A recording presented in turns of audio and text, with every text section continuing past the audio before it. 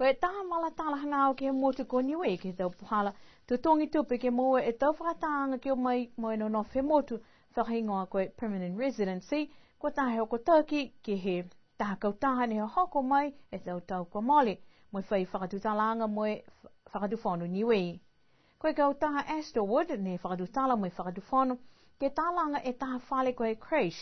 Ke lata moe tau whanau I kiki. Ne kua ko Turkey he toko oa e tangata saina I New Zealand.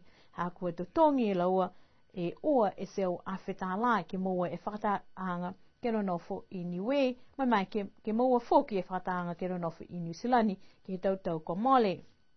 Koe taha whakaholanga ne whakahingoa koe Niue Investor Migrant Program. Ne kua whakahingoa foki ki loto he whakawhilianga. Ha koe whakaholanga nei ne to tongi he toko oa e tangata saina oa e seo awhetala. Ke lata ia mō laua ke o mai ki niwe. Nā kaila moa e whiwhilianga he I ki whakawhili ne whanono ke he whakawhilianga ki ai ke lata moe kautaha ko Astorwood. Amana ki ke whakatutala moe whakatufonu niwe moe whakalaulahi e walatala nei ke tau ahui mua.